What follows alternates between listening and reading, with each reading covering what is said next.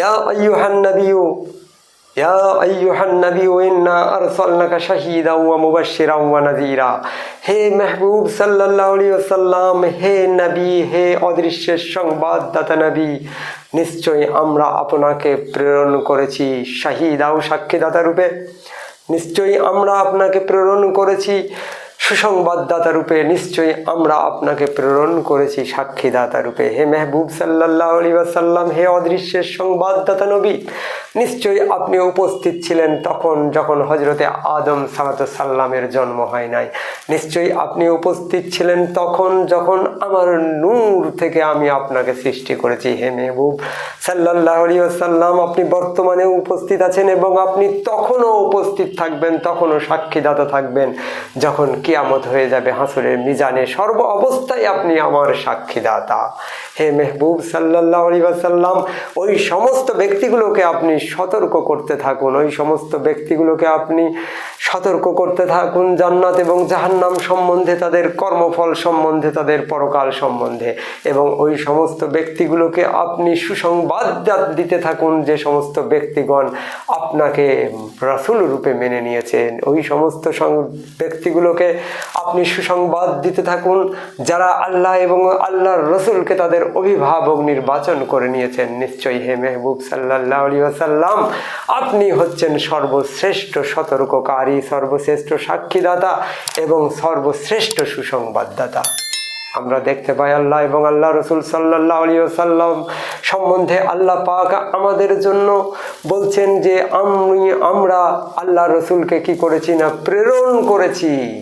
আল্লাহ পাক আমাদের রাসূলকে প্রেরণ করেছেন আমাদেরকে উদ্ধার করার জন্য, কিন্তু আমরা সাধারণ মানুষ, আমাদেরকে আল্লাহ প্রেরণ করেন না। দুইটি সম্প্রদায়, একটা সম্প্রদায় তাদের কর্মফলের কারণে পৃথিবীর বুকে বারবার জন্ম নিতে থাকে, তারা হচ্ছে আমাদের মতো সাধারণ মানুষ।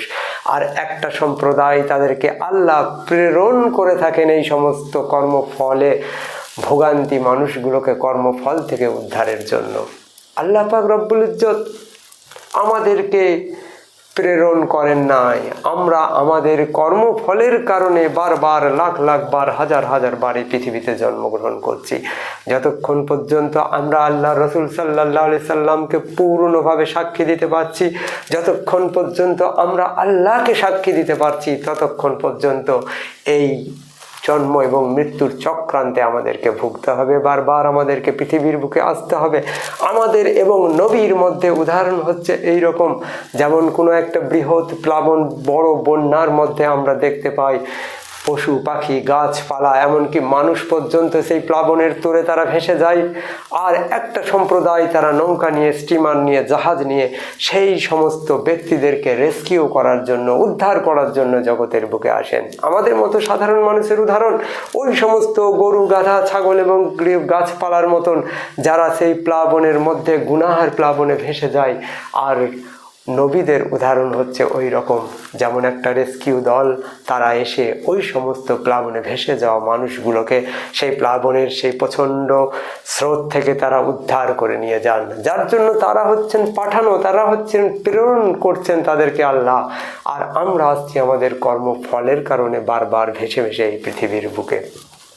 আল্লাহ পাক রব্বুল ইজ্জত সেই রাসূলকে প্রেরণ করেছেন এই গুনাহময় জগৎ থেকে আমাদেরকে উদ্ধার করার জন্য, যার জন্য আমরা দেখতে পাই আমার দিনের রাসূল সাল্লাল্লাহু আলাইহি ওয়াসাল্লাম তিনি একদিন কাবা শরীফের মধ্যে ছিলেন, আর একজন সাহাবা তিনি কাবার দরজার শিকলটা ধরে দাঁড়িয়েছিলেন এবং তিনি বলছেন, আমি বলতে শুনলাম ক্বালা ক্বালা রাসূলুল্লাহ সাল্লাল্লাহু আলাইহি ওয়াসাল্লাম, আমি আমার নিজের এই দুই কানে শুনলাম আল্লাহ রাসূল সাল্লাল্লাহু আলাইহি ওয়াসাল্লামের মুখ নিঃসৃত বাণী, তাকে বলতে শুনলাম, আলা ইন্না মাসালা আহলে বাইত মাসালা শাফিনাতে নুহুন মানে রাকিহানা জাওয়ামান তাকাল্লাকা আনহা গারাক। নিশ্চয়ই আমার মেহবুব সাল্লাল্লাহু আলাইহি ওয়াসাল্লাম বললেন, আলা ইন্না মাসালো, তোমরা সাবধান হয়ে যাও, তোমাদেরকে আমি একটা উপমা দিচ্ছি আমার আহলে বাইত সম্বন্ধে। মাসালো আহলে বাইত কা শাফিনাতে নুহুন, তাদের উপমা হচ্ছে নূহ নবীর নৌকার মতো, নূহ নবীর জাহাজের মতো। যেমন নূহ নবীর আমলে প্লাবন হয়েছিল, যারা সেই জাহাজের মধ্যে স্থান পায় নাই তারা প্রত্যেককেই সেই প্লাবনের মধ্যে ডুবে মরে গিয়েছিল। আমার আহলে বাইত হচ্ছে তোমাদের জন্য সেই রকম নূহ নবীর সেই নৌকার মতো, নূহ নবীর সেই রেস্কিউ টিমের মতো, নূহ নবীর সেই জাহাজের মতো। আখেরি জামানায় আর কোনো প্লাবন হবে না, কিন্তু গুনাহের প্লাবনে যখন গোটা পৃথিবী ভরাক্রান্ত হয়ে যাবে, যখন প্রত্যেকটা মানুষ গুনাহের প্লাবনে তারা ভাসতে থাকবে, তখন আমার আহলে বাইয়াতের নৌকার মধ্যে যারা চেপে যাবে তারাই সেদিন নাজাত পেয়ে যাবে। আলা ইন্না মাসালু আহলে বাইত কা শাফিনাতে নুহুন মানে রাকিহা নাজা ওমান তাখাল্লাফা আনহা গারাক। যারা তার মধ্যে স্থান পেয়ে গেল তারা নাজাত পেয়ে গেল, আর যারা নূহ নবীর আমার আহলে বাইয়াতের সেই নৌকার মধ্যে উঠতে পারল না তারা সেদিন গারাক হয়ে গেল, হালাক হয়ে গেল, তারা ধ্বংস হয়ে গেল। আমার নবী সাল্লাল্লাহু আলাইহি ওয়াসাল্লামকে আল্লাহ পাক আমাদের কাছে তাই প্রেরণ করেছেন, তিনি সাক্ষীদাতা রূপে এবং সুসংবাদদাতা রূপে এবং সতর্ককারী রূপে আমাদের কাছে তিনি প্রেরণ করেছেন। অন্যত্র কোরআন পাকের মধ্যে আল্লাহ পাক রব্বুল ইজ্জত সূরা ফিলের মধ্যে আমাদেরকে জানিয়ে দিচ্ছেন আমার মেহবুব কেমন তিনি সুসংবাদদাতা, কেমন সাক্ষীদাতা। না আল্লাহ পাক তার মেহবুবকে বলছেন আলম তারা কাইফা ফাআলা রাব্বুকা বিআসহাবিল ফিল, হে মেহবুব আপনি কি দেখেন নাই আল্লাহ পাক আপনার প্রভু সেই হাতিওয়ালাদের সঙ্গে কি রূপ আচরণ করেছিলেন।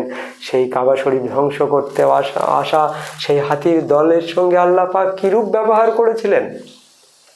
অথচ আমরা এই সূরার শানে নজুল যদি পাঠ করি তাহলে বুঝতে পারবো আল্লাহ রসুল সাল্লাল্লাহু আলাইহি ওয়াসাল্লাম পৃথিবীতে আবির্ভাব হওয়ার 52 দিন আগে মক্কার বুকে আবরাহা বাদশাহ কয়েক হাজার কি কয়েক লক্ষ হাতি নিয়ে পবিত্র কাবা শরীফের গৃহটাকে ধ্বংস করার জন্য এসেছিলেন। অথচ পৃথিবীতে আল্লাহ রসুল সাল্লাল্লাহু আলাইহি সাল্লামের তখনও জন্ম, তখনও আবির্ভাব হয় নাই। অথচ আল্লাহ পাক বলছেন হে মেহবুব আপনি কি দেখেন নাই? কথাটা হতো হে মেহবুব আপনি কি শুনেন নাই? কেননা জন্মের আগে কোনো জিনিস সাধারণ মানুষ আমরা দেখতে পাই না। জন্মের পরে আমাদের পিতামাতার কাছ থেকে অথবা গুরুজনদের কাছ থেকে উক্ত ঘটনা সম্বন্ধে আমরা কানে শ্রবণ করে থাকি। তাহলে কি আল্লাহ বোকা ছিলেন যার জন্য আল্লাহ পাক সূরা ফিলের মধ্যে এই কথাটা বললেন হে মেহবুব আপনি কি দেখেন নাই? এই সূরাটা নাজেল হওয়ার পরে আল্লাহ পাক রব্বুল ইজ্জতের এই কথার ওপর আল্লাহ রসুল কথাও বলেন নাই যে হে আল্লাহ হে মেহবুব আমি তো এখনো জন্মাই নাই তখনও পর্যন্ত, অথচ আমি কি করে দেখবো যে আবরাহা বাদশাহ কিভাবে আক্রমণ করেছিল। বোঝা গেল আল্লাহ রসুল সাল্লাল্লাহু আলাইহি ওয়াসাল্লামের পৃথিবীতে আগমনের আগেও আল্লাহ রসুল উপস্থিত ছিলেন, আগমনের সময়ও তিনি উপস্থিত ছিলেন, এবং আগমন থেকে তিনি যখন পর্দা নিয়ে পৃথিবী থেকে বিদায় নিয়ে নিলেন তখন তিনি উপস্থিত থাকবেন। আল্লাহ রসুল সাল্লাল্লাহু আলাইহি ওয়াসাল্লামকে যখন হযরতে জাবির সাল্লাল্লাহু আলাইহি ওয়াসাল্লাম জিজ্ঞেস করলেন হে আল্লাহর রসুল আপনি এই জগতের বুকে প্রথম আল্লাহ পাক কি সৃষ্টি করেছিলেন, সেদিন জাবিরকে আল্লাহ রসুল সাল্লাল্লাহু আলাইহি ওয়াসাল্লাম উত্তর দিয়েছিলেন ইয়া জাবির আউয়ালুহুমা খালাকাল্লাহু নূরুন নাবিয়াকা কুল্লু শাইইন মিন নূরি, হে জাবির আল্লাহ প্রথম যে জিনিসটা সৃষ্টি করলেন সেটা তোমার নবীর নূর, এবং তোমার নবীর নূর থেকে এই বিশ্ব ব্রহ্মাণ্ড তিনি সৃষ্টি করলেন। আর শুনে রাখো আমি তখন সৃষ্টি হয়েছি যখন আদম নবীর দেহটা মাটি এবং পানির মধ্যে গড়াগড়ি দিচ্ছিল।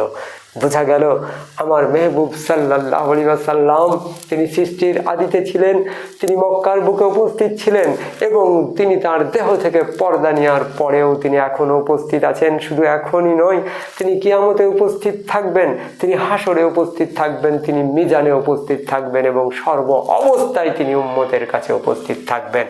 এই বিশ্বাসের নামই হচ্ছে ঈমান। আমাদের রাসূল সাল্লাল্লাহু আলাইহি ওয়াসাল্লাম শুধু ওখানেই উপস্থিত ছিলেন এবং হাসরের ময়দানে উপস্থিত থাকবেন, কিয়ামতেই উপস্থিত থাকবেন তা নয়, বরং কোরআন পাকের মধ্যে আমরা পাচ্ছি লাকাদ জাআকুম রাসূলুম মিন আনফুসিকুম আজিজুন আলাইহি মা আনিতুম হারিস। নিশ্চয়ই আমার মেহবুবকে আল্লাহ পাক আমাদের প্রাণের মধ্যে তিনি ভরে দিয়েছেন, মুমিনের জানের মধ্যে, মুমিনের কালবের মধ্যে তিনি সদা সর্বদাই উপস্থিত আছেন। এরই নাম হচ্ছে মেহবুব। আমরা দেখতে পাই তার কাছ থেকে শিক্ষা নেওয়া যে সমস্ত ওলিয়া উলিয়াগণ, যে সমস্ত মহা মানবগণ, যে সমস্ত পবিত্র রূহগণ পৃথিবীর বুকে এসেছেন, তারাই এক সময়ে একসাথে 1000 জায়গায় তারা উপস্থিত হয়ে দেখিয়ে দিয়েছেন যে তারা কিয়ামতে যখন থাকবেন তখন তিনি হাসরেও থাকতে পারবেন, তিনি মিজানেও থাকতে পারবেন, তিনি পুলসেরাতেও উপস্থিত থেকে তার মুরিদগণকে তিনি পার করে নিয়ে যাবেন। হযরত বরফির আব্দুল কাদের জিলানী শাইনুল্লাহ তিনি বাগদাদের বুকে প্রতি সোমবার এবং শুক্রবার 2 বার তিনি ওয়াজ করতেন, ভাষণ দিতেন। আর আল্লাহর কি ফজল ছিল, তার ভাষণের সময় তার ওয়াজের মেহফিলে কম করে 1 লক্ষ শ্রোতা হতো। একদিন সোমবারের দিন তিনি ওয়াজ করার জন্য একটা উঁচু জায়গায় স্টেজের মধ্যে উঠলেন এবং তিনি ওয়াজ করা শুরু করলেন। একজন তারই ভক্ত 1,00,000 মানুষের মধ্যেখানে তিনি বসে বসে হযরত বরপীর আব্দুল কাদের জিলানী শাইনুল্লাহর ওয়াজ শুনছিলেন। এই ওয়াজ শুনতে শুনতে হঠাৎ তার শরীর খারাপ শুরু হয়ে যায়, তার পেটের মধ্যে প্রচণ্ড হাজাতের একটা বেগ পেতে থাকে। তিনি একটা খুব খারাপ অবস্থা অনুভব করতে লাগলেন এবং মনে মনে চিন্তা করতে লাগলেন যে আমার প্রয়োজনীয় কর্ম সারার জন্য এই 1,00,000 মানুষকে টপকিয়ে আমার পক্ষে যাওয়া সম্ভব নয়, অথচ এই জায়গাকে অপবিত্র করাও সম্ভব নয়। তিনি মনে মনে খুব চিন্তা করতে করতে বরপীর আব্দুল কাদের জিলানী শাইনুল্লাহর দিকে লক্ষ্য করে বললেন, ইয়া বরপীর আব্দুল কাদের জিলানী শাইনুল্লাহ মাদাদ কুন, আমাকে সাহায্য করুন, আমার এই পরিস্থিতি থেকে বাঁচান আমাকে। তিনি তারপরে লক্ষ্য করে দেখছেন স্টেজের মধ্যে বরপীর আব্দুল কাদের জিলানী তিনি ওয়াজ করতে করতে ভাষণ দিতে দিতে একটা বরপীর আব্দুল কাদের জিলানী 2টি খণ্ডে বিভক্ত হয়ে গেলেন। একটা বরপীর আব্দুল কাদের জিলানী স্টেজে দাঁড়িয়ে ভাষণ দিচ্ছেন, বক্তব্য দিচ্ছেন, আর একটা বরপীর আব্দুল কাদের জিলানী তিনি ওই 1,00,000 দর্শকের মধ্যে প্রত্যেকটা মুরিদের ঘাড়ে পা দিতে দিতে তার দিকে চলে আসছেন। যার জন্য বরপীর আব্দুল কাদের জিলানী বলেছেন, কাদিমি হাজিহি আলা রাকাবাতি আলা কুল্লি আউলিয়া আল্লাহ, আমার এই কদম প্রত্যেকটা ওলির কাঁধের মধ্যে। বরপীর আব্দুল কাদের জিলানী যখন এই কথা বলেছিলেন তখন গোটা পৃথিবীর বুকে 313টা আল্লাহর ওলি ছিলেন। খাজা মঈনুদ্দিন চিশতি হাসান সানজিরি রহমতুল্লাহ আলাইহি তখন তিনি আজমিরের মধ্যে উপস্থিত ছিলেন। প্রত্যেকটা ওলি পৃথিবীর বুকে যে যেখানেই ছিলেন প্রত্যেককে সেদিন মাথাটা নামিয়ে দিয়ে বলেছিলেন, নিশ্চয়ই হে বরপীর আব্দুল কাদের জিলানী, আপনার কদম মুবারককে আমাদের কাঁধে আমরা স্বীকার করে নিচ্ছি। আর সেদিন খাজা মঈনুদ্দিন চিশতি রহমতুল্লাহ আলাইহি তিনি বরপীর আব্দুল কাদের জিলানীর বাগদাদের ওই কথার উত্তরে বলেছিলেন, হে আব্দুল কাদের জিলানী, আপনার কদম মুবারক আমার কাঁধে শুধু নয়, আপনার কদম মুবারক আমার মাথায় এবং আমার চোখের মধ্যে। সেই বরপীর আব্দুল কাদের জিলানী শাইনুল্লাহ প্রত্যেকটা মুরিদের কাঁধে পা দিতে দিতে সেই বিপদগ্রস্ত মুরিদের কাছে তিনি হাজির হয়ে গেলেন এবং তার জুব্বা মুবারককে তুলে দিয়ে সেই জুব্বার মধ্যে তিনি তার মুরিদটাকে ঢেকে নিলেন। সেই মুরিদ বর্ণনা করছেন, বললেন, আমি সেই জুব্বার মধ্যে ঢাকা পড়ার পরে লক্ষ্য করে দেখছি আমি হঠাৎ করে একটা নির্জন প্রান্তরে একটা নদীর ধারে উপস্থিত হয়ে গেছি, একটা গাছের গোড়াতে, সেখানে কোনো মানুষ নাই, কোনো জনমানবহীন একটা প্রান্তরের মধ্যে আমি উপস্থিত হয়ে গেছি। আমার পেটের মধ্যে প্রচণ্ড বেগ দিচ্ছিল, তাই আমি সেই অবস্থায় আমার প্রয়োজনীয় কর্ম সমাপন করলাম এবং কাছেই একটি নদী ছিল, সেই নদীর মধ্যে গিয়ে আমি তাহারত করলাম। আর তার আগে আমার এই প্রচণ্ড বেগপর অবস্থায় আমার পকেট থেকে, আমার খোঁচর থেকে আমার ঘরের একটি চাবি ছিল, সেই চাবিটা আমি ওই সামনের গাছের ডালের মধ্যে রেখে দিলাম যাতে তাহারত করতে যেয়ে নদীর মধ্যে পড়ে না যায়। বললেন, আমি সেই তাহারত করার পরে আমি ভুলে গেছি সেই চাবিটা নিতে। বললে, তারপরে আমার যখন শরীর সুন্দর হয়ে গেল, যখন আমার প্রয়োজনীয় কর্ম সমাপন হয়ে গেল, তাহারত সমাপন হয়ে গেল, তখন আমি আবার লক্ষ্য করে দেখছি আমি সেই বক্তব্যের মেহফিলে 1,00,000 মানুষের মধ্যেখানে উপস্থিত আছি। আর স্টেজের মধ্যে বরপীর আব্দুল কাদের জিলানী শাইনুল্লাহ তিনি বক্তব্য দিচ্ছেন, তিনি ওয়াজ করছেন। আমি এই দৃশ্য দেখে অবাক হয়ে গেলাম, পেটের দিকে লক্ষ্য করে দেখলাম আর কোনো যন্ত্রণা নাই, কোনো বেগ নাই। আমি চিন্তায় পড়ে গেলাম যে কিভাবে এটা সম্ভব। বলে মেহফিল শেষ হয়ে গেল, বাড়ির মধ্যে চলে গেলাম।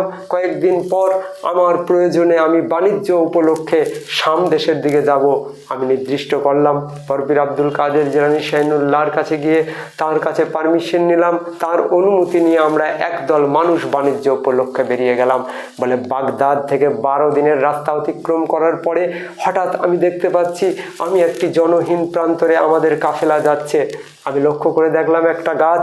বলে আমি লক্ষ্য করে গাছটাকে দেখার পরে মনে হচ্ছে এই পথ দিয়ে তো ইতিপূর্বে আমি কোনোদিন আসি নাই, অথচ গাছটা আমার চেনা চেনা লাগছে। হঠাৎ আমার মনে পড়লো সেই দিন বক্তব্যের সময় তো এই গাছের এইখানে এসে আমি হাজত ক্রিয়া সম্পন্ন করেছিলাম, তাহলে আমার খোঁচরের চাবিটা। বলে আমি লক্ষ্য করে দেখছি সেই গাছের একটি শুকনো মরা ডালের মধ্যে আমি যে খোঁচরের চাবিটা রেখে গিয়েছিলাম, আমি সেই চাবিটার ওই অবস্থাতেই ওই ডালের মধ্যে আমি পুনরায় প্রাপ্তি হলাম। বলে আমি চাবিটা নিলাম।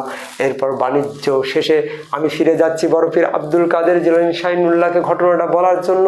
আমি বাণিজ্য উপলক্ষে সমস্ত লাভ করার পরে আমি যখন বরফির আব্দুল কাদের জিলানী শাহিনুল্লাহর কাছে ফিরে যাচ্ছি তাকে দেখা করার জন্য, তাকে বলবো বলে, তিনি মুচকি হেসে বললেন, হে আমার মুরিদ, সেই চাবিটা তুমি পেয়েছো?